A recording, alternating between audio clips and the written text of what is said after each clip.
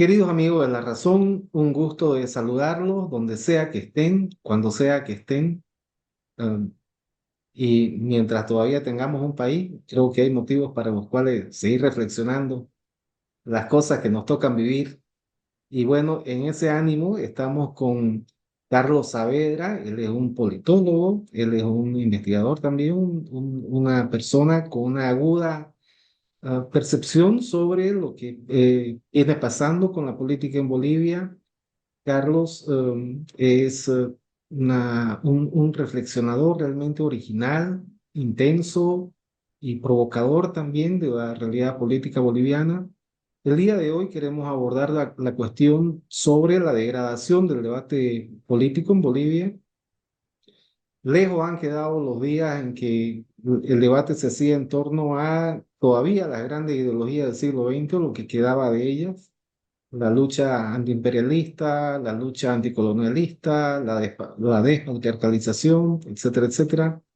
Y hoy vemos cómo el debate político, incluyendo acá también algunos elementos que quedaban del neoliberalismo, estas argumentaciones a favor de un Estado mínimo, etcétera, etcétera, eran parte de los repertorios.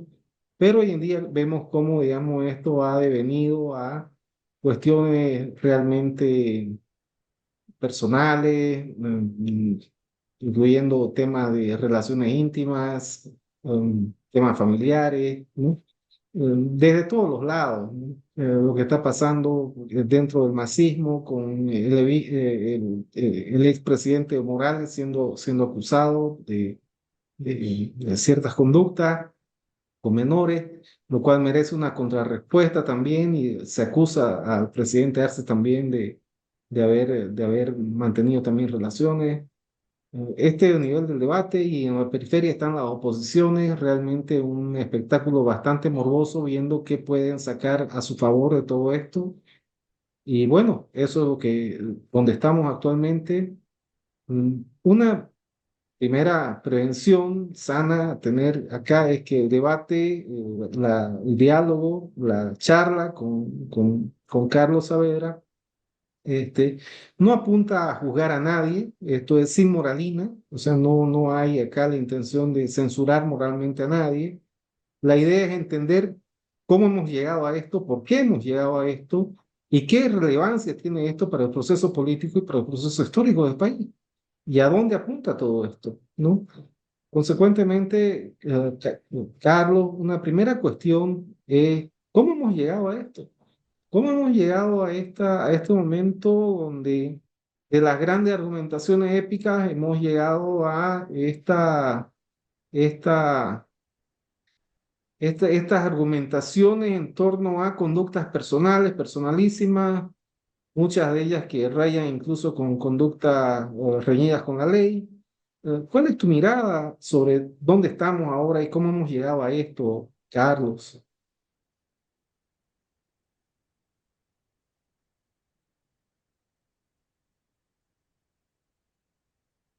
Carlos. Bueno, gracias, Pablo. Yo siento que el tema que planteas es... hola, hola, Hola, hola, ¿me sí, te escuchas? ¿Me escucho, copias te bien, escucho. Pablo? Te copio bien, Carlos. Aló, aló, Hola, hola. perfecto, ¿Me escuchaste todo lo que te perfecto. mencioné? Eh, a ver, sí, sí, todo, todo, todo, todo, todo. A ver, yo comenzaría diciendo que estamos definitivamente, por todos los elementos que describes, con los cuales coincido plenamente, eh, con toda la sintomatología de un fin de ciclo político, ¿no? De un fin de ciclo que ha transitado, en términos sabaletianos, de lo épico a lo burdo, ¿no? Estamos en el momento de lo burdo, estamos en el momento de la degradación, estamos en un momento en el cual eh, el debate político ha caído al nivel más bajo, más ordinario, más vulgar, ¿no? Donde no están en discusión los horizontes de futuro que se estén planteando en términos ideológicos, en términos discursivos, no está en el fragor de la batalla la configuración política, económica, cultural de un país, sino que es esta sintomatología de fin de ciclo te termina mostrando el rostro más, más vulgar, el rostro ya más decadente de un momento político que abarca todo el escenario, ¿no? Eh, lo- la política, Pablo, tiene como motor fundamentalmente los imaginarios. La política tiene como instrumento fundamental los horizontes de futuro que terminan planteando en términos de configuración social, económica, política, cultural, los proyectos políticos, ¿no? Y yo te diría que hoy estamos huérfanos de sueños. ¿En qué sentido? Que no hay una discusión política sobre cuál es el horizonte imaginado que quieren los distintos actores de la sociedad. ¿No? Hoy estamos tan huérfanos de sueños, tan huérfanos de sentidos comunes movilizadores, que estamos discutiendo y estamos en una pelea muy burda por el poder, una pelea que admite cualquier tipo de argumentos, que admite cualquier tipo de discusión, que tiene la única finalidad de destruir, ya no solo en esta lógica amigo-enemigo de Carl Smith, ¿no? Sino ya en una lógica de adversario al que hay que aniquilar, ¿no? Totalmente cruel, ¿no? Pero la política se ha reducido a eso y no se está discutiendo, Pablo, en Bolivia, eh, cuál es el ciclo, ¿no? El MAS no está discutiendo cuál es el segundo momento de lo plurinacional, ¿no? ¿Cuáles son los nuevos desafíos? ¿Cuáles son las nuevas causas? ¿Cuáles son los nuevos hitos? No se está discutiendo eso. Ni en el MAS, ni en las oposiciones. Tampoco están terminando de plantear con claridad cuál es el proyecto de sociedad que quieren, cuáles son los sentidos comunes que intentan instalar para conquistar, si quieres, electoralmente y políticamente a la población. Entonces, yo creo que esta sintomatología de fin de ciclo está marcada por una sociedad que está huérfana de sueños, que está huérfana de horizontes de futuro, que está huérfana de esperanzas y obviamente eso termina aterrizando en que la política, al no tener un nivel de debate, de discusión sobre horizontes de futuro imaginados, termina discutiendo y rebajándose al nivel más burdo de la acusación personal. No digo que son acusaciones que no sean válidas, Pablo, ¿no? Creo que son acusaciones muy, muy delicadas, ¿no? En los distintos casos que hay, acusaciones muy duras que también hacen ver degeneraciones del poder, ¿no? Pero que obviamente están alejadísimas de plantearnos cuáles son los horizontes políticos del futuro que están planteando los diversos actores, ¿no? Entonces, creo que esa sintomatología de fin de ciclo está muy clara, está muy marcada, ¿no? Pero lo que más me llama la atención, ¿no? Es que en las sintomatologías de fin de ciclo, por lo general empieza a vislumbrarse, ¿no?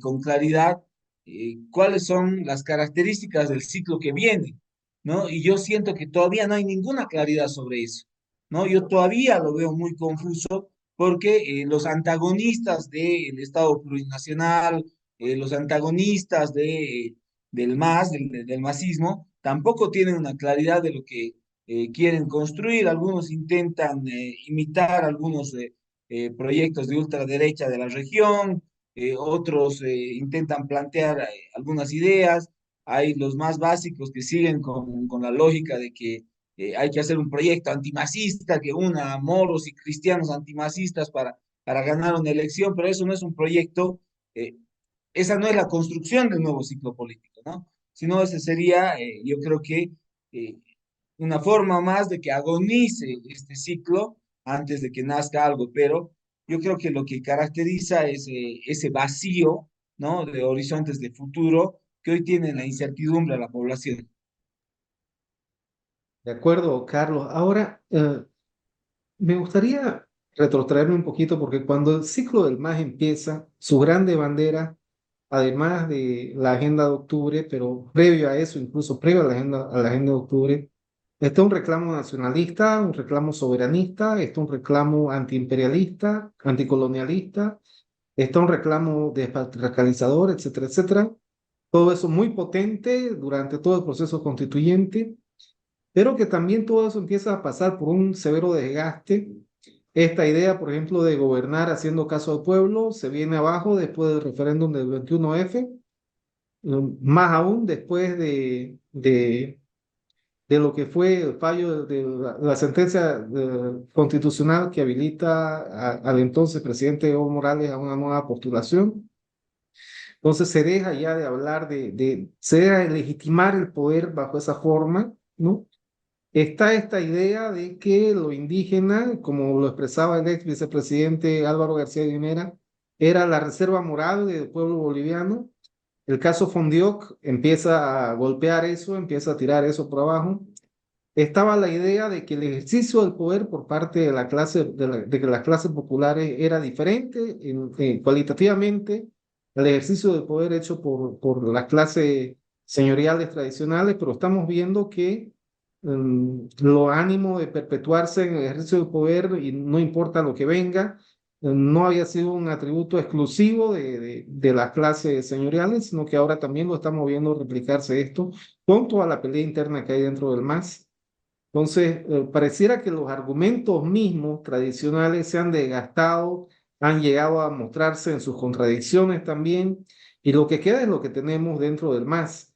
Me gustaría tu opinión específicamente de lo que viene pasando dentro del MAS en todo esto, porque se supone que el MAS también tenía que ser el, el gran movimiento que reivindica a la mujer, que reivindique temas también de diversas inclusiones, de diversos planteamientos de derechos de las personas, de derechos colectivos también, que todo esto ha quedado supeditado a absolutamente un segundo plano, pero Carlos, para abordar luego el tema de las oposiciones inicialmente. ¿Cómo vos ves esta evolución dentro exclusivamente dentro del MAS y cómo se ha ido mellando, cómo ha ido desgastándose todos estos recursos ideológicos donde estamos ahora y a dónde puede esto más o menos conducirse? A ver, sí, de acuerdo, eh, cuando se trabaja políticamente para estructurar la idea de un fin de ciclo, ¿no? Lo que se hace es mostrar derrumbes estratégicos, ¿no? Y yo creo que se ha trabajado en varios derrumbes estratégicos en la construcción de lo plurinacional, que no vienen de ahora, sino vienen ya hace un tiempo construyéndose, ¿no? Y ahí yo quisiera apuntar que siento que hay por lo menos tres derrumbes que está sufriendo claramente el MAS, ¿no? Lo que le está haciendo perder definitivamente la hegemonía política y está marcando un poco el fin de ciclo, ¿no? El primer derrumbe es el derrumbe en el orden material, ¿no? El derrumbe en el orden material tiene que ver con esta idea que se está trabajando en instalar de que se ha concluido un ciclo, ¿no? De que se ha concluido un ciclo, de que no hay posibilidad de que el ciclo económico del modelo comunitario productivo se pueda reproducir, ¿no? Entonces, ese derrumbe en el orden material es uno de los pilares de la construcción, de la idea de construcción de fin de ciclo, ¿no? El otro derrumbe es el derrumbe moral, ¿no? El derrumbe moral en términos valóricos, que es central en el tema político, también es otro de los temas fundamentales, ¿no? Se ha instalado claramente la idea de que hay un derrumbe moral en las formas de conducción del gobierno, y en el accionar ya personal de los liderazgos del movimiento al socialismo, ¿no? Entonces, el derrumbe no solo es en el orden material, sino también es en el orden moral, y obviamente eso te da pie a un tercer derrumbe, que es el derrumbe en el orden político, ¿no? Cuando económica, cuando materialmente hay la idea de derrumbe, cuando moralmente hay la idea de derrumbe, ¿no? Esto termina decantando en un tercer derrumbe, que es el derrumbe político. No hay condiciones políticas ni morales, ni económicas fácticas para la continuidad del proceso, ¿no? Yo creo que se está instalando eso, ¿no? El derrumbe político que tiene que ver ya con la idea que se está instalando de un cambio en la conducción política y no solo en la conducción política, sino un cambio de ciclo, ¿no? Cuando se derrumba el nacionalismo, después del proceso del 52, hasta las mismas dictaduras utilizan el, eh, el discurso nacionalista para validar su forma de acción y su ejercicio de la fuerza para gobernar, ¿no? Cuando se derrumba el orden nacionalista, surge el orden liberal, neoliberal, ¿no? Cuando se derrumba el orden neoliberal, ¿no? Porque las condiciones fácticas en lo económico y morales de la partidocracia también caen, ¿no? Surge el Estado plurinacional. Entonces yo siento que estamos ahora en ese derrumbe que tiene estos tres elementos, ¿no? Que tiene el derrumbe eh, fáctico económico, el derrumbe moral y obviamente eso decanta en un derrumbe político que no es solo cambio de gobernantes, sino que es fin de ciclo e inicio de otra etapa. Respecto, pareciera que quienes tienen entonces mucho que decir son las oposiciones. Lastimosamente, por lo que se puede observar, Carlos, quisiera conocer tu percepción al respecto. En el lado opositor no parece haber una idea muy clara de hacia dónde conducir el país en términos, sobre todo, hay propuestas económicas como las que ha esbozado Samuel Doria Medina, hay propuestas de orden que responden a la crisis material que ha señalado, pero acá una reflexión para que se entienda un poco lo que voy a decir. La pirámide de Maslow, que es una herramienta sociológica, conocemos que su importancia y su relevancia, está bien, lo material es importante, pero antes de lo material, lo primero es resguardar la seguridad física del individuo. Es decir, que antes de que una persona se ponga a pensar si va a tener casa o no casa, se trata de ver si es que no se lo va a comer el tigre ese rato o no, ¿no? O si está en medio de un río, no, o sea, no va a estar pensando en filosofía ni en nada de eso. Es decir, la seguridad del individuo viene primero. Y en ese sentido, las propuestas de las oposiciones no abordan siquiera la cuestión de cómo van a hacer para asegurarle a las clases populares e indígenas que no se las va a volver a agredir, o por lo menos realmente mínimamente abordar la cuestión. No existe esa reflexión. Pareciera que quieren o se quieren hacer lo desentendidos con el tema, o bueno, vaya Dios a saber qué tienen en la cabeza. Pero lo cierto es que el gobierno de Yanine Áñez, por un lado, demuestra cuáles son los horizontes que tienen fácticos en su posibilidad de gestión del gobierno en términos económicos y los resultados que entregan. Y es un gran recordatorio también para grandes grupos sociales de la violencia que estos grupos son capaces de desencadenar en contra de población popular e indígena en este país.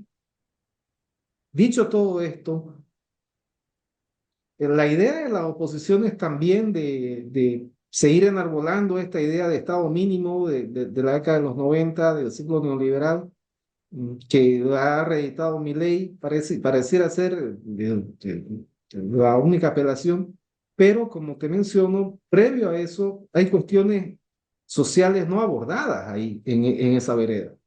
¿Cómo vos ves esto y cómo vos ves que esto De contribuye o no acuerdo, a contribuye? ver, yo creo que lo que siento, Pablo, ahí es que en la propuesta política, al menos de una parte de la oposición, ¿no? No es que haya un olvido de cómo se contempla a las clases populares, ¿no? Lo indígena, que ha sido el motor central, no es un olvido, ¿no? Sino que hay una mirada que lo que busca es generar una restauración conservadora, ¿no? De la política en Bolivia, ¿no? Y cuando hablas de restauración conservadora, hablas nuevamente de la imposición de un orden señorial de clase, ¿no? Marcado justamente por el clivaje indígena no indígena, ¿no? Lo que está en cuestión es eso, en definitiva, en el fondo, digamos, ¿no? No es que las oposiciones estén, desde mi punto de vista, al menos las más radicales, olvidándose de qué van a hacer con las clases populares, ¿no? A estos grupos les interesa la restauración de un orden político de dominación de élites, ¿no? Que están vinculadas en lo económico solo con la clase empresarial, ¿no? En términos de clase, solo con aquello que identifican como no indígena, ¿no? Y lo indígena solamente lo mirarían como algo instrumental, decorativo, folclórico, como se ha hecho en el pasado, ¿no? Entonces, cuando tú hablas de restauración, cuando tú hablas de restauración de un orden conservador, ¿no? Cuando hablas de estás retrotrayéndote a imaginar y además desde una lógica de superioridad moral, desde una lógica de superioridad intelectual, desde una lógica de superioridad racial, ¿no? El nuevo orden político en Bolivia, ¿no? Eso es lo que busca esta restauración conservadora, ¿no? Obviamente, lo que va a hacer la restauración conservadora es remozarse con eh, remozarse con nuevos elementos de la coyuntura, ¿no? La restauración conservadora se puede llamar la restauración hoy de los libertarios, ¿no? Siempre la- las, eh, las formas políticas sí, tienden a reinventarse y a ponerse nuevos nombres, pero en el fondo lo que hacen es intentar reproducir sistemas políticos, esquemas de dominación política de, en este caso, élites, ¿no? Contra mayorías sociales, ¿no? Que evidentemente están muy, si me permites el término, desportilladas moralmente y por eso también se generan las condiciones de posibilidad para restauraciones conservadoras. Entonces, yo creo que el proyecto político, especialmente de las oposiciones más radicales, es ese, ¿no? Es cómo tomamos el poder para, de manera corporativa, volver a dominar. Por eso, la necesidad de que las distintas piezas del rompecabezas corporativo jueguen esta lógica de que tenemos que unirnos, ¿no? Por eso hay necesidad de... No, en el fondo sí tienen un proyecto político en común, ¿no? Que es la restauración de una forma de hacer política, ¿no? Que estaba vigente hasta antes de la construcción de lo plurinacional, ¿no? Y que por errores en la construcción de lo plurinacional, ¿no? Por desviaciones, por eh, N cosas de las que ya hemos hablado, por los derrumbes que hemos planteado, hoy encuentran posibilidad electoral de hacerse del gobierno y posteriormente hacerse del poder, ¿no? Porque hay un proyecto también de poder, ¿no? Que seguramente va a encontrar una forma ante este derrumbe que existe en la conducción de lo plurinacional de reinventarse y plantearse como alternativa política. De acuerdo, Carlos. Ahora, quería una consideración tuya sobre un tema particular específico y es el tema de la mujer. Si bien en el Estado plurinacional ha habido, al menos cuantitativamente, pasos significativos de avance en la representación de la mujer, en la representación política de la mujer, vía paridad en la Asamblea Legislativa Plurinacional, en los estamentos legislativos subnacionales, etcétera, etcétera, etcétera. Pero cualitativamente, Esto no parece corresponderse necesariamente con esto, porque todavía vemos desde uno y otro frente político enviar a las mujeres como prácticamente en algunos casos, literalmente como carne de cañón, a que protagonicen enfrentamientos, a que se peleen entre ellas. Lo hemos visto lastimosamente en la Asamblea Legislativa Plurinacional, lo hemos visto también en otros ámbitos. Las diversas fuerzas políticas utilizan a las mujeres para el ataque, para la defensa, desde los dos bandos que se observan dentro del MAS. Las oposiciones no son ajenas a esto. em, y acá cabe una consulta. ¿Qué avances reales han habido entonces en el tema de la equidad de género con la mujer, la inclusión de la mujer? ¿Dónde estamos parados en esto y qué desafíos nos quedan todavía por recorrer desde tu punto de vista, Carlos? A ver, yo creo que lo primero que ante la evidencia hay que reconocer es que seguimos viviendo en una sociedad patriarcal, ¿no? Seguimos viviendo en una sociedad que instrumentaliza a la mujer, ¿no? De la manera más degradante, ¿no? Que si bien ha habido, yo diría, ¿no? En el fondo, en Bolivia, la política sigue siendo falocéntrica, ¿no? Sigue siendo una política del caudillo macho que termina instrumentalizando, ¿no? Yo creo que si bien ha habido varias, yo las denomino ficciones jurídicas, ¿no? Porque no porque plantees que haya paridad en la cantidad de, de asambleístas, en la cantidad de listas de representantes, ya hay un tema de equidad de género. No, no es así, ¿no? Yo creo que esas son ficciones porque el orden patriarcal de conducción política del país no se ha tocado. ¿No? No se ha tocado para nada, ¿no? Bolivia sigue siendo un país donde predomina la instrumentalización y la degradación de la mujer en el accionar político, cultural, ¿no? Y esto en la última crisis que estamos viviendo del MAS se ha vivido en su rostro más perverso, ¿no? Usando, ¿no? Y además de la forma más perversa a las niñas, a las mujeres. Pues creo que ese es un tema bien duro, bien profundo que hay que reflexionar. Pero para mí puede haber algunos avances jurídicos, pero en el fondo no se ha podido cambiar la matriz de pensamiento machista, falocéntrico en la conducción política del país. Y eso está presente en el más y en el anti-más, ¿no? Lastimosamente es cierto. Y totalmente. Y lo vemos a diario, y lo padecemos a diario, y lo padecen ellas, y realmente es algo doloroso. Y una deuda histórica que tenemos como país, que todavía queremos pues. Con todo esto, habiendo dicho todo esto, Carlos, ¿cómo ves el porvenir inmediato? Por lo visto, vamos a unas elecciones, como me decía un amigo, muy apreciado amigo, José La Fuente, parece que vamos a ir a unas elecciones entre candidatos en una competencia paraolímpica, ¿no?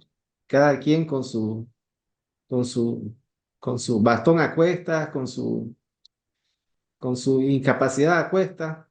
Y no parece que estemos yendo a un momento de repetir grandes mayorías épicas ni nada de eso. Hay mucho desgaste, se siente.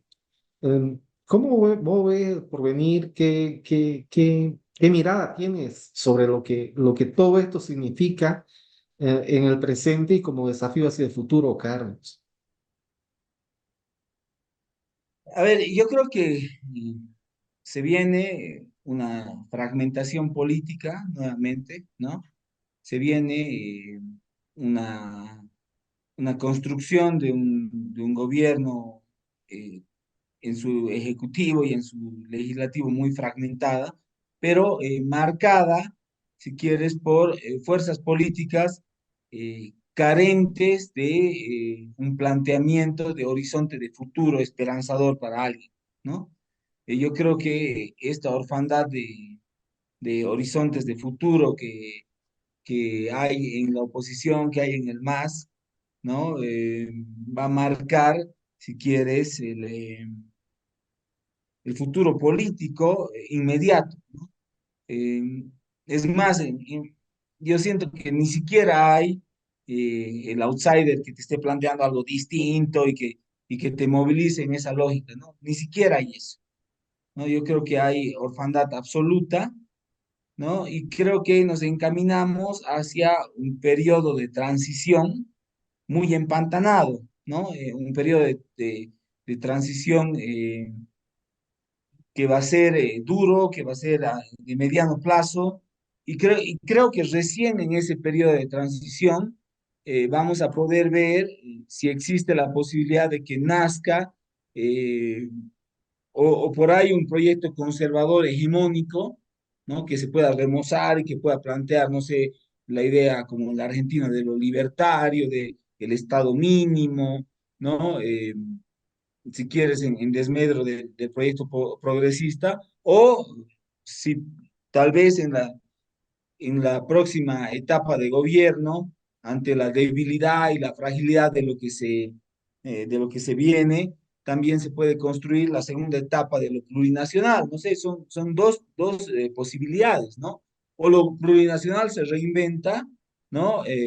O lo conservador se logra vender como nuevo ciclo, ¿no? Pero creo que creo que se nos viene un momento de transición marcado por la fragmentación, marcado por la crisis, marcado por la ausencia de horizontes fuertes, colectivos, de futuro que puedan generar movilización política. Entonces, yo veo que lo que se nos viene en los próximos años va a ser de crisis, ¿no? Va a ser de fragilidad del sistema democrático, va a ser de crisis del sistema político, acompañado por una crisis económica, ¿no? Pero obviamente en las crisis también los proyectos, los países, la política se reinventan, ¿no? Entonces también por ahí está la oportunidad de que superemos este momento de orfandad de sueños para que surja otra vez un proyecto hegemónico. Puede ser desde el campo popular o puede ser, ¿no? Desde el campo, desde lo conservador, ¿no? Habrá que ver por dónde decanta en términos políticos.